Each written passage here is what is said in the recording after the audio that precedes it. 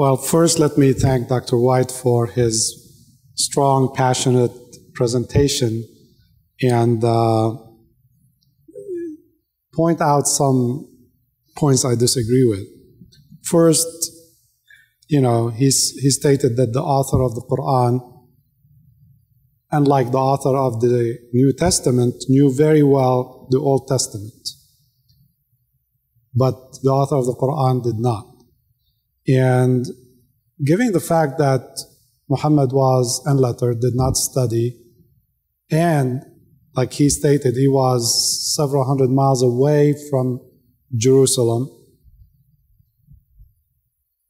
for him to bring very detailed stories from Adam, the creation, Abel and Cain, the reference, the scripture, and say, it is therefore written after Cain killed Abel, that it is written in the Hebrew scriptures that whoever kills a person, it is as if he killed all of human beings. And whoever saved a life, it is as if he saved the life of all human beings. The story of Moses and Pharaoh. Moses is mentioned throughout the Qur'an, his story in details from the day he was born till the end of his mission, and the interactions. I was once that's when I received this gift, the Torah. I was at Temple Israel, and I read from the Qur'an what we have about the story of the children of Israel from chapter 2. And everyone in the audience thought I was reading from the Torah. I said, I'm reading from my book.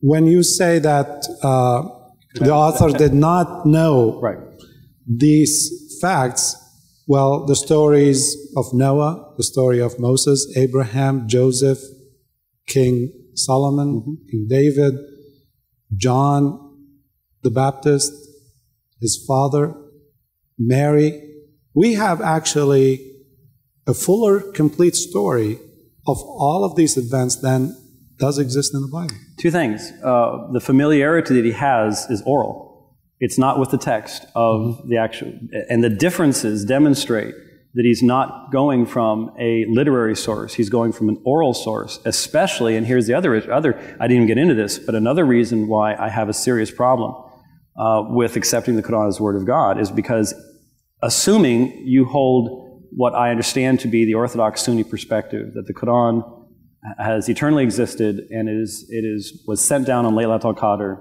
by Jibreel to Muhammad. Is that a correct understanding of your understanding? Okay. So there is no fingerprint of man upon it. It is completely divine, and hence what Muhammad understood or knew is irrelevant from that perspective because it's directly God's word, right? Right. Okay. So here's my problem. If that's the case, then why is it that the Quran does not show any discernment in the sources that it utilizes? You just mentioned a couple of stories.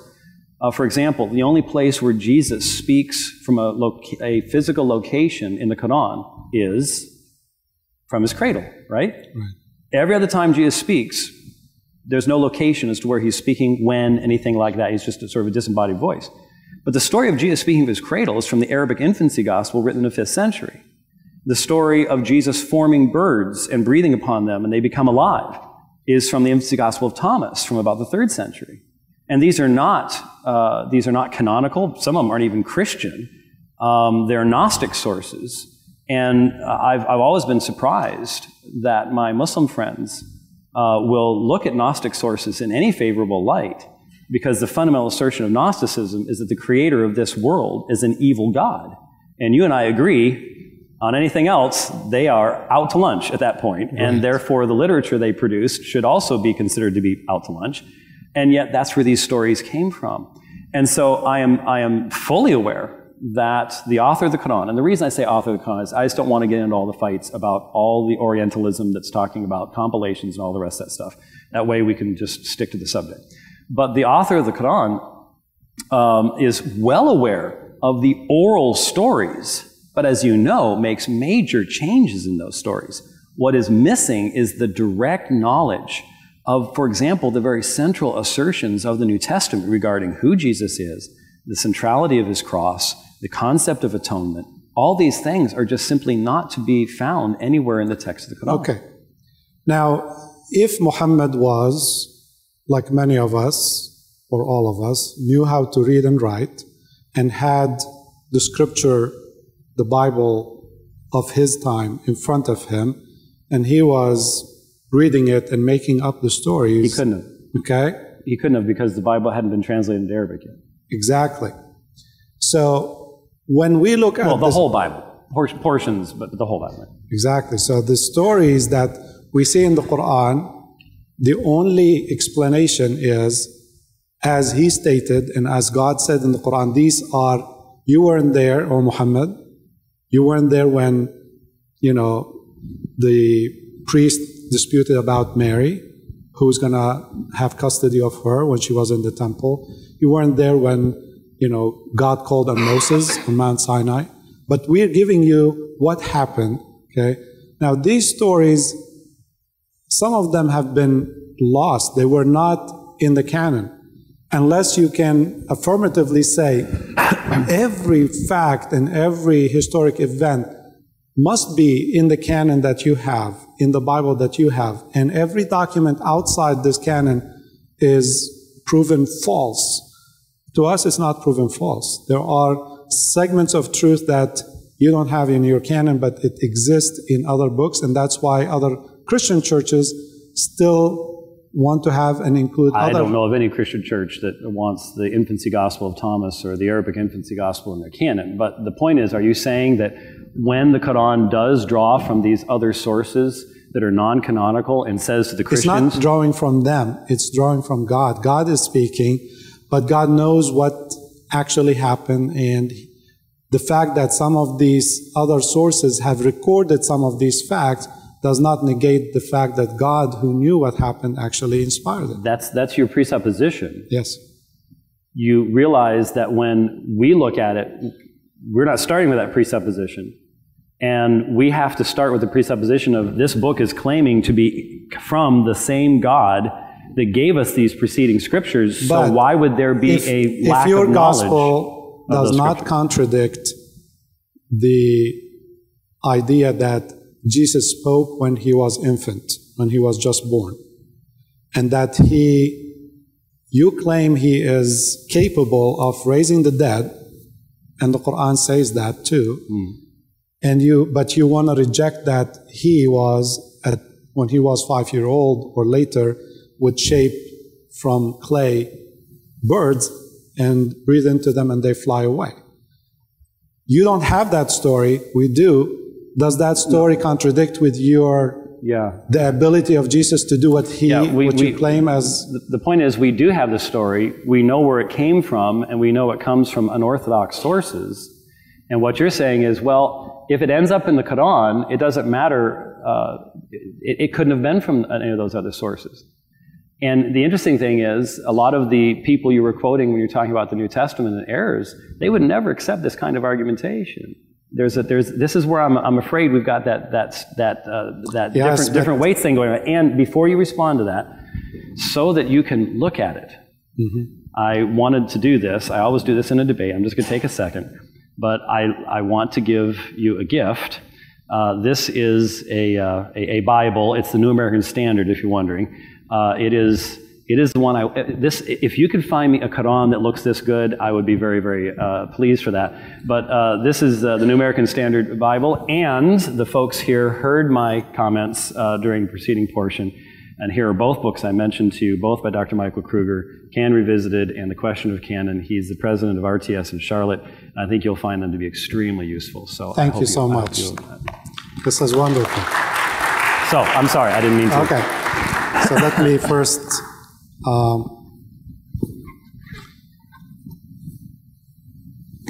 complete that thought.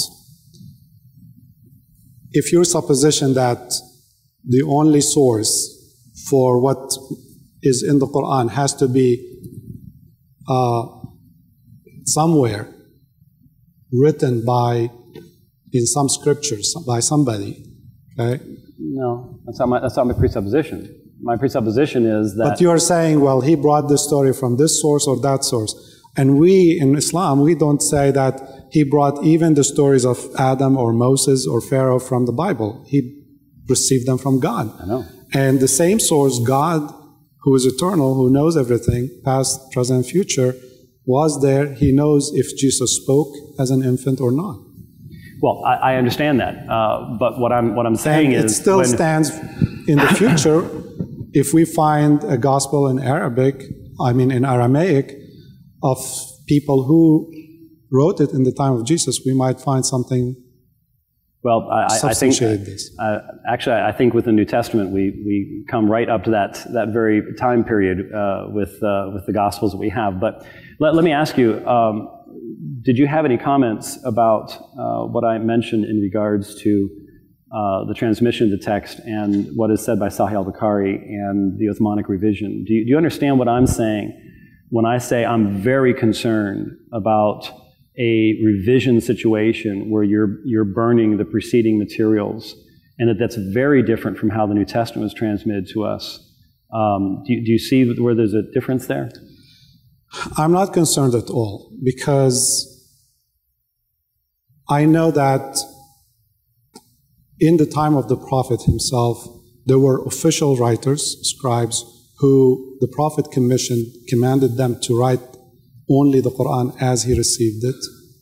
That there were literally thousands of people who memorized the Qur'an, some in its entirety, others portions of it, half of it, 3/4 of it, and so on.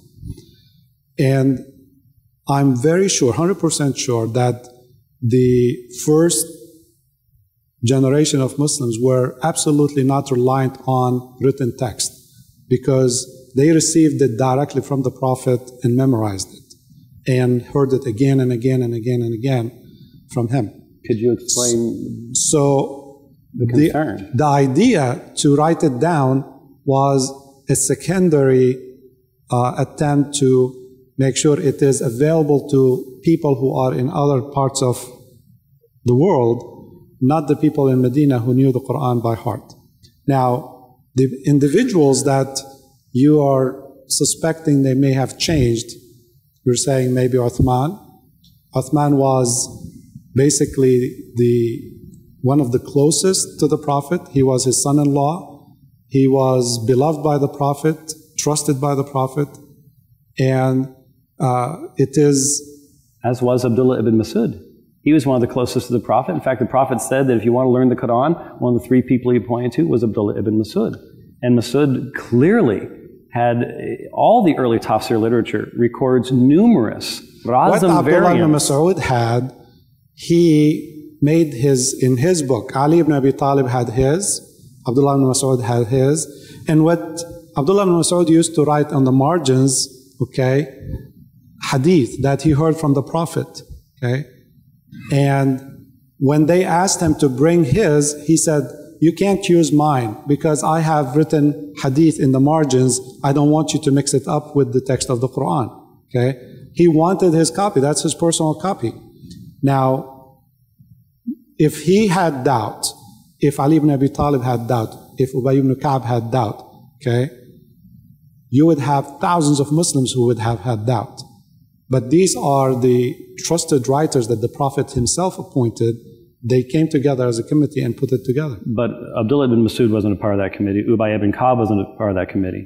And the early tafsir literature records numerous variants in the actual consonantal text of the Quran. Ubay ibn Ka'b was appointed by the second Khalifa, Umar, the father of Hafsa, to lead the Taraweeh prayers, to read the Quran from memory by its entirety for the people to hear it.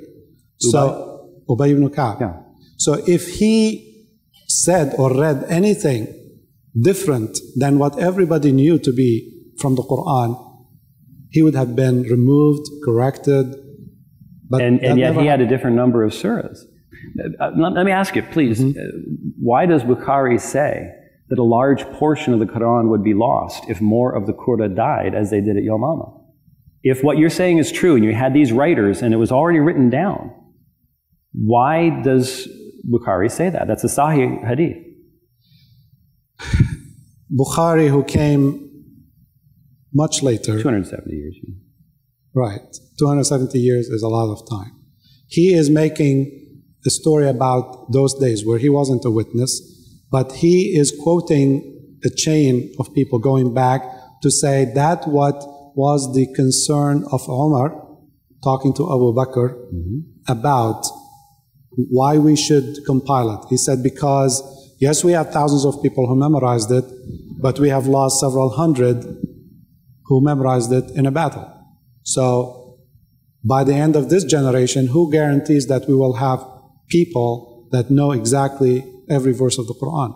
So by knowing that the Prophet had passed away, and now it is time, there's nothing to be added in, to be taken out, it is the best time to fix it in writing, and so that there's no doubt about what it is. I'd really like to pursue that some more, but we have some other things to get to, and unfortunately the timer you isn't running, mentioned so I don't know what the Sana'a manuscript that was discovered in 1972. And everybody can look it up online. The Sana'a manuscript, if anything, it confirms the accuracy of the Quran that we have in our hand today because of the carbon dating to that very era, okay? And you used it to create doubt that there must be something different. The fact there is nothing different. I looked at the Sana'a manuscript, okay? The writing on that was erased and written over, but that was written during the first 20 years also, okay? And what's written under it does not differ hardly any from what's above it. Oh, but it does. It doesn't. It's online. You can look it up. Yeah, in fact, if you'd like, I could probably show you one of the Sa'ana palimpsests. I have it on here. I don't know if we want to go there right now, but there are actually we can. Rather now, major variants there. You quoted Al-Kindi. Al-Kindi, of course, was not a Muslim. That's right. I said that. And he can say whatever he wants. As you're saying, his testimony does not hold. Well, no, wait. Just because he's not a Muslim doesn't mean that his testimony doesn't hold. My point is that he had access to the same I did tradition. not, when we were discussing the Bible, I did not come from a Muslim scholar judging the Bible, okay? I quoted only Bible scholars who you do not doubt that they are Christian and they beloved and they are scholars. They are the ones who said there are problems with the Bible. But if a Christian today or 200-300 years after the Prophet spoke, that does not stand as testimony. Okay. Do you want me to project this, or should we move on to something else? Yeah, we can come to it. I have no problem coming to it. Okay, let me. But I wanted to address a couple more issues that you raised. I'll keep listening while I plug it in real quick. Okay. How's that sound? Sorry, cameraman, but this is a live debate, discussion, whatever you want to call it. Go ahead. I'm listening, and this will only take me a second. You mentioned that when God spoke in the Quran about Jesus, is Jesus God or Son of God, or there are three. Now, Surah 5:116? Yeah. Yes, okay. So, unless we can say nobody else is Christian but you and the denomination that agrees with your understanding, we can say, I would agree with you, then the author of the Quran did not understand your perspective of it. But the Quran is not addressing Reformed Baptists alone. They're addressing Catholics, Eastern Orthodox, addressing Christians that existed then. All the spectrum of beliefs within Christianity, okay, there are options where some Christians believed Jesus was just a prophet, some believed he was divine, some believed he was Son of God, some believed he was God, some believed he was in Trinity. No, I have to challenge you on that. First of all, the groups you mentioned, Roman Catholics, Eastern Orthodox, anybody else, they're all agreed on the doctrine of the Trinity. We all believe the same thing. So you can't do that. Secondly, I would say to you If a person does not believe that Muhammad was a prophet, is he a Muslim? Again? If a person does not believe that Muhammad is a prophet, is he a Muslim? No. Okay. If he lived, if he's a Muslim, post-Muhammad. Post-Muhammad. So if he was in the time of Jesus or Moses, yes, he is. But today, if a person says Muhammad was not a prophet, and they call themselves a Muslim, no. Okay. Christian perspective, all right, defined long, long ago. If you don't believe that Jesus Christ is the Son of God, you're not a Christian. It's not a negotiable thing. True. So I think we have the right to self-definition. True, and that's what I'm saying is the Unitarians who gave you the nice book are not Christians. Let me ask you this. As nice as they may be, I fully agree with you. Are Ahmadi Muslims? Yes, they are. They are Muslims. Okay, all right. Yeah. Because they believe Muhammad is a prophet, even though they have a prophet afterwards. Yeah. Okay, good. The question I have, was Jesus Christian? Was Jesus Christian? Were his disciples Christian? As followers, did they call themselves that? Well, they were called that, but did they worship on Sunday? Yes, that's called the Qur'anic Himera, the day of the Lord, Lord's Day in Revelation chapter 1, yeah. But did they Jesus worship on Sunday or Saturday? Let's put it this way. The earliest followers of Jesus worshipped him as Kurios. They worshipped him as Lord and called him God. I'm asking a question. Did Jesus worship on Saturday or Sunday? Oh, he was a good Jewish man. Good Jewish man. But he resurrected from the dead, having died upon the cross on Sunday morning. I mean, really quickly here, if you want to look at this is just one of the examples from Fogg's Palimpsest manuscript, which is found in Sa'ana as well. These are the differences in the Arabic between the two lines. Notice that's not only differences in grammatical terminations, but also differences in where the word is in the line. Those aren't copyist errors. That's purposeful editing errors. And that's the difference between the script on the top and the script on the bottom. And remember, the radiometric dating only goes with on the bottom. We can't tell necessarily what was written on the top. So I just wanted to point that out. Okay. Keep it for a second. There are many Muslims here with ability to read Arabic, and they can read both and see it's saying the exact same thing. But here's the point. Let's say it's saying the same thing. It has been edited.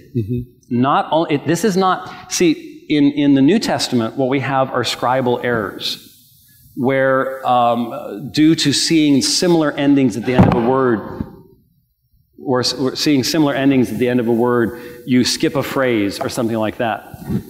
That's not. It's not. It is purposeful editing. No, it's not editing. This is someone copying from memory his own personal copy. Okay?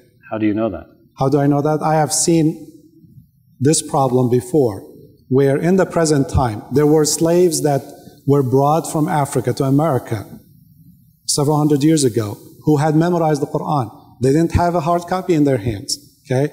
And in prison, they wrote it out in Arabic. And a researcher at UCF presented to me, and I could read it, and I could pick these common mistakes that a person, without seeing the text for a long time, without reviewing the text, may make, which is switching the words, but the meaning is exactly the same. So, but the point is, when you said that you have no differences in those early manuscripts, the fact of the matter is there are differences, and in fact... Is this an authorized manuscript? It is somebody's personal manuscript. He copied from his memory. And none of us can know where a manuscript came from. This is one of those pages... But you said we do the scales. Right. If I bring the Thomas Gospel or other Gospels that you are not accepting and say, well, but this is a gospel, somebody wrote it. And you say, well, I don't accept because it's not part of a canon that has been approved. It didn't come from the times of Jesus. It was written 100 years after Thomas was dead. Therefore, it's obviously a fraud. But that's different than a text that is of the Qur'an itself that you say is clearly attempting to communicate the message of the Qur'an, but they just made a mistake. This is one of the pages from the top copy manuscript published in 2007, just one of a number of pages of variants in the various mushaf from the Qur'an, and these are Muslim scholars that have provided these pages. And so I'm just simply saying and look at them. There is a history of Islamic scholars recognizing. I'm looking at it. Yes. My native tongue is Arabic. Okay. And I'm seeing the same word being repeated. But you can see all the way down the column, there are different forms, are there not? You have to compare across, not this way. Okay, so there's a difference right there and that one right there. I can see it from here, right? Third column is different than, there's no conjunctive wow. There are differences in each one. Why would they put it there if there are no differences? What you're talking about. In fact, let me just read what it says. Table showing the differences between the Mushaf of Caliph Uthman and the Mushaf of Topkapi and Tashkent. So I didn't write that. Those are Muslim scholars saying that. Yes. Okay, so I'm just simply saying that we don't have, and we need to have, a critical edition. We do. You see it? You proved it. You said we don't have it, but we already have it. This is... And this is going... 5 pages of those, that's not a critical edition. That's all what they have. No, the Corpus Quranicum project already has more than that. Look, they brought the 2 oldest that they have. They compared them, okay? These were written ages apart, thousands of miles apart, and came out with almost identical copies. Which hopefully will go back to Uthman because of the revision. But let's make sure we cover... Let me ask you another question. Okay, as long as we can get to the cross before we get done. Can we leave enough time for that? Sure. Now... Because I think Mike said we have about 10, so... You said Mary is not a deity. Exactly. Okay? Well, can I pick up the internet? Can you pick up the internet? I'm not sure how heavy it is. And this is something that I don't know if you know.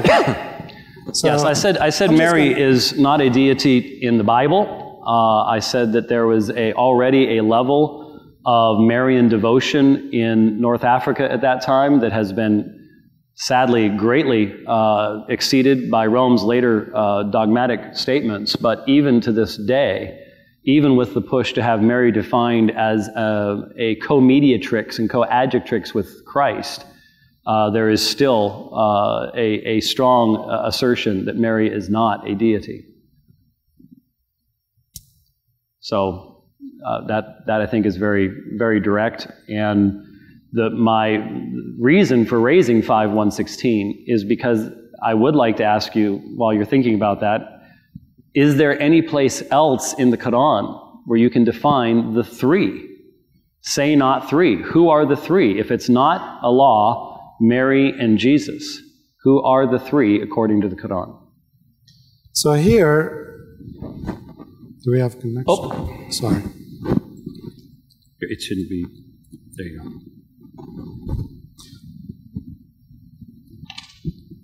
You may not believe this, but there are over 1 billion people who do.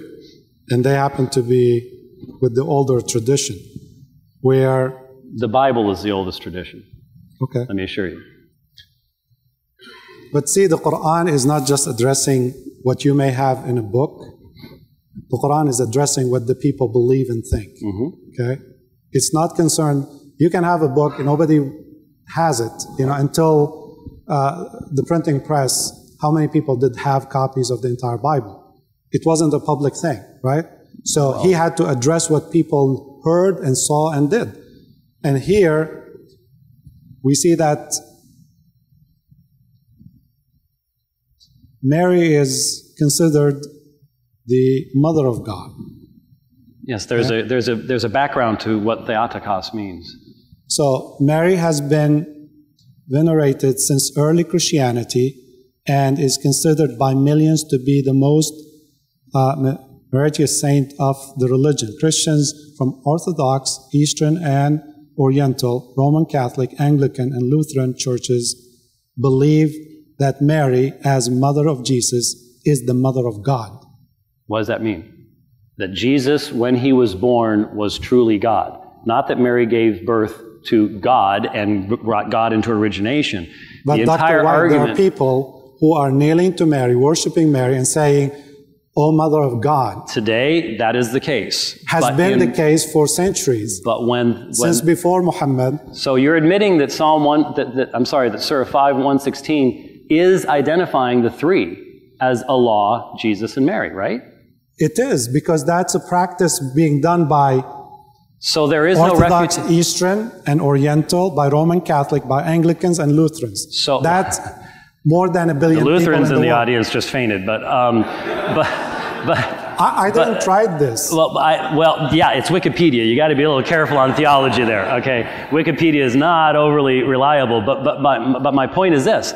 So what you're saying, if you're now admitting that Surah 5:116 is addressing people who are worshiping Mary, there is no refutation of the historic doctrine of the Trinity in the Qur'an. So it must not be shirk. It's okay then. Well, let me answer this in two things. First,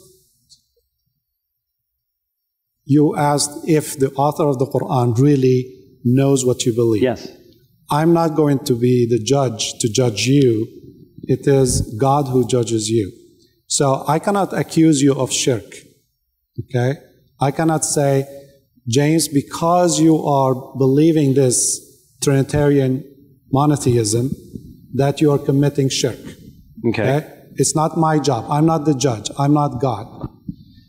It is up to God, who knows what you mean by it, what you understand it, to judge you. You answer to him, not to me. So the issue of shirk, I cannot go out and say, and in the Quran we are told not to go to the people of the book and say, these are mushrikeen, because these people are people of the book. Okay? They are titled in the Quran people of the book. All right? And there is a big difference between the word shirk and the word kufr. The word kufr does not mean disbelief. The word kufr means to cover something. Okay? Kafar in Hebrew, yes. Okay? So we have little hidden towns and villages that we say, this is kafar so-and-so, kafar so-and-so, meaning it appears to you all of a sudden because it's hidden hamlet behind a mountain or a hill. So if I do this, I'm doing the act of kufr, covering this by this, okay? And there are evidence that some of the people of the book, Jews and Christians, they cover some truth or facts they know for political reasons, for whatever reasons, okay? So the issue here is that we cannot say as Muslims that Christians and Jews are mushrikeen. God is the one who defines and decides if you are or not. Okay? We know that Jews are not. We know the Christians, if you say and you believe that, the Trinity is three persons, like you have on the cover here, three distinct persons, then by any definition of an English-speaking or any human being, three persons means three, means... But it also says one being that is God, and you and I differentiate between being and person every single day. So we say there is one God, Yahweh. The New Testament uses that name of the Father, the Son, and the Spirit as the Spirit of Yahweh. We differentiate between being and person. That's something you do every day. When you hit a rock with your car driving home, you don't care whether you hit the rock because it's not personal, but it does have being, especially if it pops up and breaks your windshield. But my wife hit a cat recently on the way home, and she was crying by the time she got there because, well, she ascribes personality to cats, I guess. The point is we differentiate between these things. And so what's on the cover is demonstrating three that are unified in one. But it's interesting to me that you're unified in purpose, I agree. No, not in purpose, but, in being. One God. But they are, when you are talking about Jesus here, where he is speaking, praying to God. The Father. He's praying to, the Father. worshiping the Father. That's right. Why? Because if God became man, he wouldn't become an atheist. That's why. If God becomes man, he's going to be a perfect worshiping man, and he's going to continue that perfect relationship he's had with the Father from all of eternity. No, he's not. He's worshiping the Father. He's not worshiping himself. So you were talking about two separate people? Persons that are united in one being. Got to get to one. We only have just a moment left. But that's, to me, is very critical, because I looked at the forgotten Trinity, and I say, it's not forgotten. It just doesn't make sense to most people. So most people are not able to, Except I'm able to explain it to sixth graders. So I'm sorry. It's just a matter of being willing to listen. But could we just do one last thing? We have if we could wrap up in the next 4 minutes, that would be wonderful. Surah 4:127. It places the Qur'an against basically all of history. No, against your scripture, against the New Testament, or phrases within the New Testament. But when you say against history, the Jews, show me a Jew who believes in what you're claiming. That Jesus was crucified under Pontius Pilate? I can't imagine a single Jewish historian that denies it. All we're talking about here is the crucifixion. Surah 4:27 says Jesus was not crucified by the Jews. He did not die at their hands. It's a denial of the crucifixion. Bart Ehrman says it happened. John Dominic Crossan, they're wildly liberal critics of all of religion. They recognize that it's a historical reality. Secular historians, Christians, Buddhists, everybody except Muslims. So we believe somebody was crucified, but not Jesus. That's the point. That's the point. Okay, it makes a big difference. So somebody was crucified, because but not Jesus appeared afterwards alive. He wasn't crucified. Yeah, it's called the resurrection. Yeah, that's the resurrection. So yeah. So if but let me put yourself in my put yourself in my shoes. How about you go to Muhammad, please? How about you go to the natural scientists and say, this man died and he rose 3 days later, and they will love you. I'm sure they will. But we're talking about history here, and the fact of the matter is this: what if someone came along in 1200 AD and says, "I'm a prophet, and he's in France. I'm a prophet sent by God, and I am here to tell you that the Miraj in Isra never took place." The Miraj in Isra is Muhammad's night journey to Jerusalem and ascension to heaven, and so on and so forth, where he gets the prayers, so on and so forth. And I'm a prophet, so believe me. I've never read the Quran, don't have any access to the Quran, but I know it didn't happen, but I'm a prophet from God. You probably would not take that guy overly seriously. And now you're in the exact same position that we are. You have someone comes along 600 years later, but no access to the original sources, and says it didn't happen. 40 Arabic words. But the Isra and Miraj is not central to our faith. If you say Muhammad wasn't a prophet, if you say Jesus wasn't a prophet, or Moses wasn't a prophet, or Abraham, I would say he is not a prophet, this man who's claiming that. But if someone is talking just about the Isra and Miraj, which is, he is, to his understanding, denying this night journey, that's not shaking or changing anything in Islam. Then he says Muhammad was not a prophet. The point is, upon what basis are we supposed to accept this? I mean, it's 40 Arabic words. They're not even mubinun. I mean, you know how many differences of opinion there are about what should be halakha means, right? So they're not even clear. We don't have historical... They're super clear. They were so concise that addressed this issue, this claim, and that Jews, even until today, there are Jews in Israel, extremists, who say, yes, we killed Jesus. Okay? They go around and fight Christian Arabs and say, yes, we killed Jesus. Now, like I told you, the Quran is answering what is known, practice in popular culture, not what is written in your book that only a few people had access to it for hundreds of years. So the common people were claiming, the Jews in the time of Muhammad were claiming they killed Jesus. And the answer to them was, no, you did not. He was not there. You did not kill him in any other fashion, nor crucified him. So all the Gospels, everything from the first century, every secular and religious source says the same thing, but we're simply to believe that 600 years later, that was all wrong based on 40 Arabic words. I just want to make sure we all understand it. It's not based on 40 Arabic words. It's based on 6,236 verses in the Quran. Over Okay. 230,000 words. Okay.